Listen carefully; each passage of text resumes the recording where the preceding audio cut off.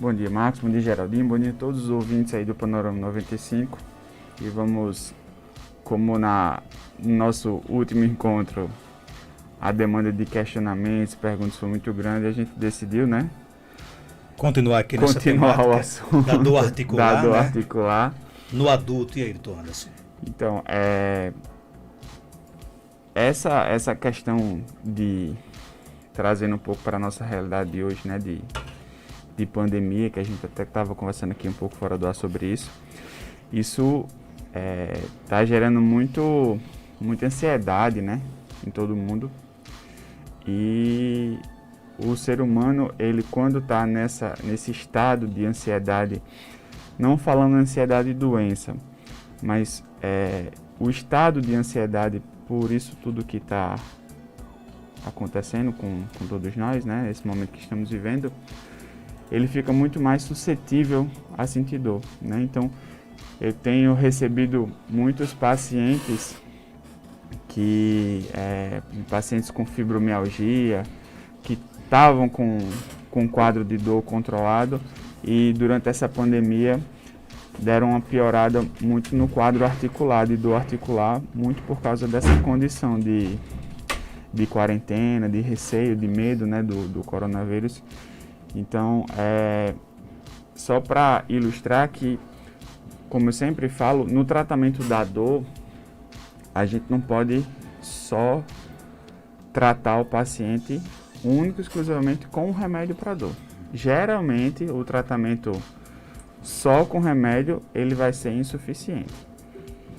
Então, o paciente com dor articular, geralmente é um paciente com dor crônica de muito tempo, então ele tem que ser um tratamento multiprofissional. Tem que entrar o médico com a medicação, muitas vezes precisa um educador físico para fazer uma atividade física, um fisioterapeuta para fazer uma terapia de reabilitação. A gente sempre tem que ver a questão do sono do paciente e também ver o quadro psicológico do paciente. Muitas vezes a gente tem que lançar mão de uma terapia, né? O paciente passar no psicólogo, fazer terapia, porque isso tudo vai ajudar no tratamento de dor dele. Então todos esses pontos são importantíssimos de serem levantados, de serem questionados e serem levados em conta no tratamento da dor, porque senão o paciente volta e fala: doutor, você passou o remédio, eu tomei e não melhorei. É bom você falar sobre isso porque nem sempre o remédio resolve, né? Nem sempre o remédio resolve. Ele pode até piorar a situação? Se o paciente, piorar não, mas indiretamente sim, porque você passa só uma medicação, que é muito comum, né? Você passa no médico, o médico vai, ele não conversa com você, não explica para você a medicação que está passando, ele passa e fala: toma esse remédio aqui para dor que você vai melhorar.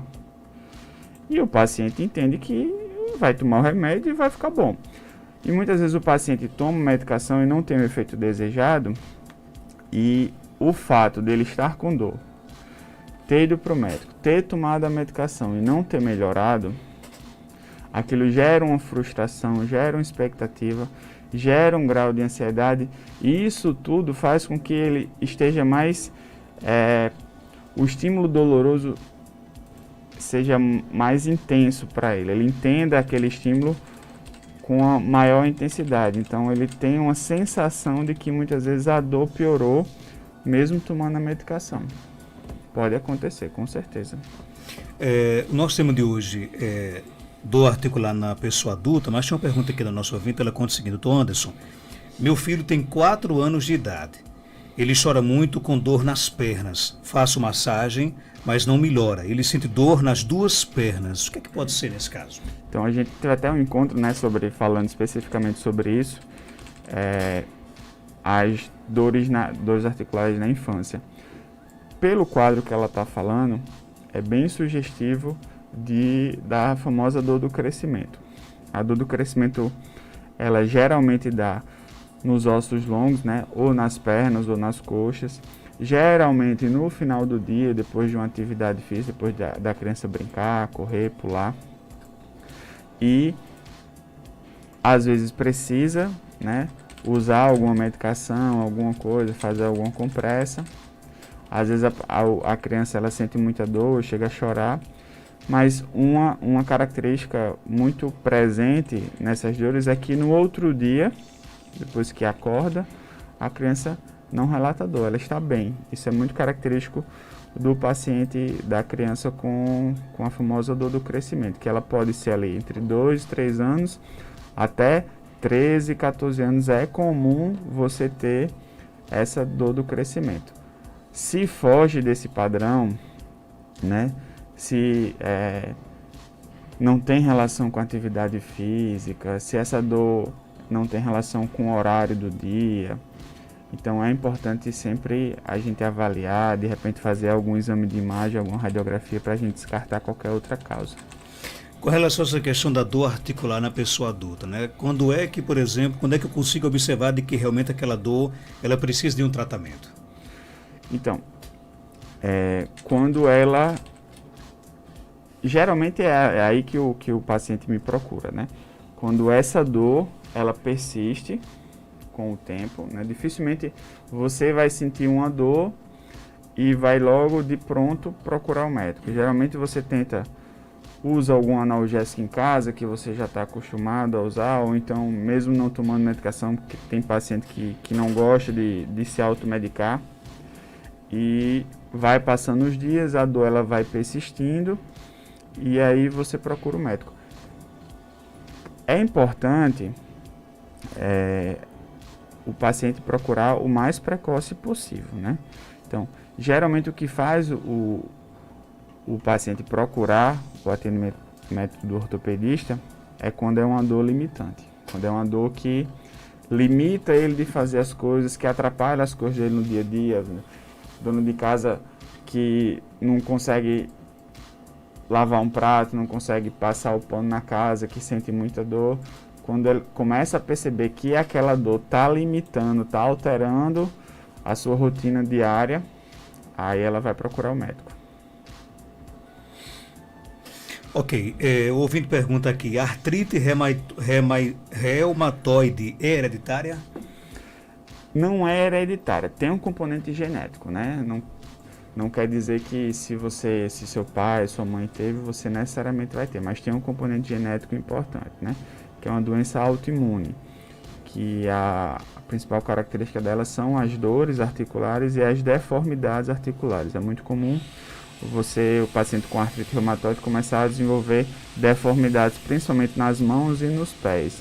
Mas tem sim essa característica hereditária genética. Em que parte do corpo as dores articulares são mais comuns?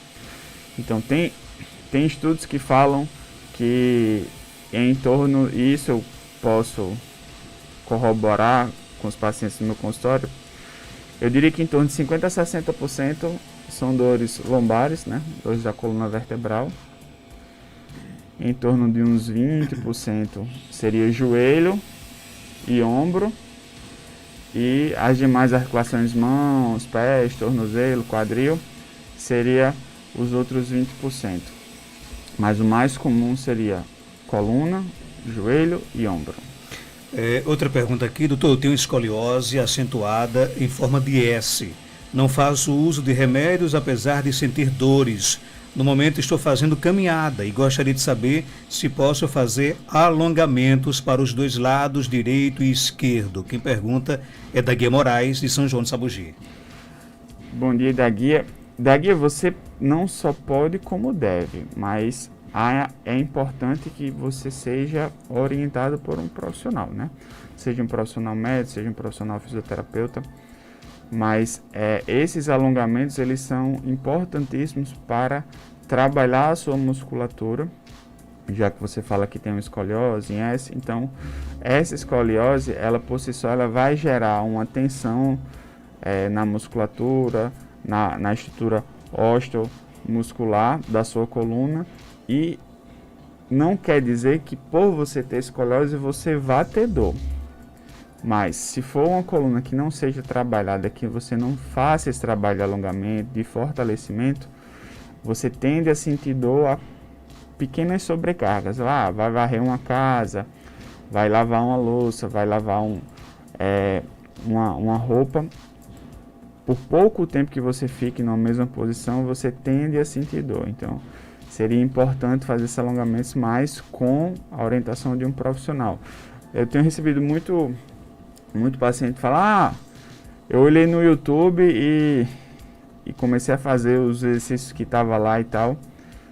A iniciativa, ela é válida, ela é importante, mas muitas vezes você acha que está fazendo da forma correta e você não está. E muitas vezes quando você faz o exercício, executa o exercício da forma incorreta, em vez de ele ajudar, ele vai atrapalhar. Então você vai começar a sentir dor. Por isso que é tão importante procurar o profissional adequado para ter essas orientações. Doutor Anderson, caso, por exemplo, o paciente não faça o tratamento de forma correta, essa dor articular, ela pode, por exemplo, trazer outros tipos de problemas para a pessoa? Pode. Uma coisa muito comum é a dor compensatória. Você tem uma patologia, por exemplo, no joelho. Você tem uma artrose no joelho direito e você não trata o joelho direito, vai deixando para lá, vai tomando remédio, vai tomando injeção, indo para pronto-socorro, aquela coisa que é muito comum de acontecer.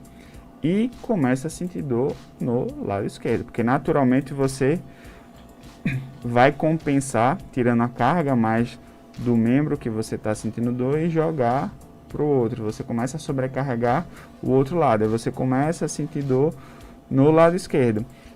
Decorrente de quê? Decorrente do problema do lado direito. Porque passou de um lado para o outro? Não. Como você não tratou da forma correta o joelho do lado direito, você vai começar a desenvolver a patologia do lado esquerdo por causa da sobrecarga, da compensação. Então, por isso que é tão importante a gente tratar o mais precoce possível. Tem pergunta aqui chegando, vamos ouvir? Bom dia, Marco. Bom dia, doutor. Olha, eu sinto uma dor. Eu tenho artrose nos joelhos, já tive no pescoço, mas graças a Deus nunca mais senti no pescoço. Mas tenho no joelho, constante. Mas ultimamente, no braço, no antebraço, né, aqui nessa parte do ombro, descendo, eu tenho essa dor. Agora ela desceu para o cotovelo, é mesmo no cotovelo, nesse encontro dos dois ossos. E principalmente quando eu estou usando o celular, passo um tempo assim com o braço dobrado, ou digitando alguma coisa, algum comentário, aí é que eu sinto. Será que é de usar, assim, ficar muito tempo, né, com o braço dobrado? O que é que você acha? Ou é artrose também? E aí, doutor Anderson? Pelo quadro que você está descrevendo de dor, como dói, como essa dor ela aparece, eu acredito que seja alguma patologia exclusiva do cotovelo que não artrose. Do jeito que você está descrevendo, parece muito uma epicondilite do cotovelo, que é uma tendinite do cotovelo. Então, quando você está digitando, está com o celular, você mantém o seu punho e os seus dedos numa posição de extensão. E isso sobrecarrega os tendões que eles se inserem, que eles saem lá de uma estruturazinha do cotovelo que a gente chama de epicôndilo. Então, quando você tem a inflamação, que seria no caso a tendinite desse epicôndilo, aí a gente chama de epicondilite. É uma coisa que precisa de tratamento. Se você for deixando para depois, isso tende a ir piorando e o resultado cada vez pior e mais demorado. Então, a epicondilite é uma coisa que eu sempre falo para o paciente que ela melhora, mas o paciente tem que ter muita paciência e fazer as coisas bem direitinho para que consiga melhorar e se manter bem. E é uma coisa que se você vai deixando para lá, ela vai sempre cada vez sendo mais limitante, mais limitante. Então é importante procurar logo o atendimento para resolver o mais rápido possível. Tem mais pergunta aqui chegando? Doutor, eu sou da coluna. Tenho muito dor no pescoço, nas costas. Não faço tratamento de forma Qual remédio que eu correta. posso tomar, doutor? Essa dor articular, ela... E aí, deu para entender a pergunta? O remédio é juízo para não ficar se automedicando e não ficar assim. O fato, eu não condeno o paciente de, quando está com dor, tomar a medicação em casa, tomar um analgésico. eu não vejo problema nisso. Se o médico muitas vezes orienta, ó, tem essa medicação aqui, quando você sentir uma dor mais forte, você vai e toma. A questão é que muitas vezes a gente é muito resistente a procurar o médico. A gente sempre fica achando que não é nada demais e vai deixando pra lá. Não, eu vou tomando essa medicação. Ah, meu vizinho tava com uma dor parecida, eu tomo esse remédio e melhorei. Você vai se medicando, vai se medicando. E geralmente essas medicações, elas têm, se não são anti-inflamatórios, têm na sua composição anti-inflamatória. E o anti-inflamatório, ele usado cronicamente, indiscriminadamente, ele traz efeitos colaterais graves. Ele pode dar insuficiência renal, pode dar insuficiência hepática, pode causar uma úlcera no estômago. Então, o melhor é você procurar o atendimento médico para você ser avaliado. Muitas vezes, dependendo na avaliação clínica, se é uma dor persistente, constante, precisa de algum exame de imagem, nem que seja alguma radiografia, para avaliar realmente e ver se não tem nenhuma outra patologia associada, para então você ser corretamente medicado e orientado, né? Então, assim, infelizmente não tem como eu dizer, tome esse remédio que você vai melhorar. Então, a melhor orientação que eu posso te dar é você procurar o atendimento médico para você ser bem orientado e bem medicado. Tem mais pergunta? Bom dia, Marcos Danto. Pergunto ao doutor aí, porque eu sinto uma dor faz muitos anos, eu sinto uma dor muito grande no meu braço, já perdi a força do braço, tudo. Porque tem um lombinho na minha mão, aí o médico tirou, fez 4 cirurgias. Aí perdi a força do meu braço, mas tem dia que hoje é um dia que eu não aguento. Quando eu lavo do lado direito, o braço do lado direito, quando eu lavo roupa, minha mão fica toda incha. Aí tem hora que a dor do braço tá passando pro meu seio, sabe? Tem hora que eu sinto aquela dorzona do lado direito no meu seio. Tem dia que tá aquela dorzona forte. Eu não aguento fazer nada com o braço doendo. Em cima da pergunta que dessa nosso ouvinte, por que as pessoas se acostumam, por exemplo, a conviver anos com a dor? Isso é muito comum, né? A gente tem resistência Infelizmente, isso é cultural nosso, né? Essa automedicação. De a gente aprender isso de criança, né? Você tem uma dor, você fala para sua mãe que você está com dor e ela vem lá e ela tem a própria farmácia dela e ela sai. Como é a dor, tome isso daqui, tome isso daqui, tome isso daqui. Como eu falei, eu não vejo problema nessa conduta inicial. O problema é a persistência, né?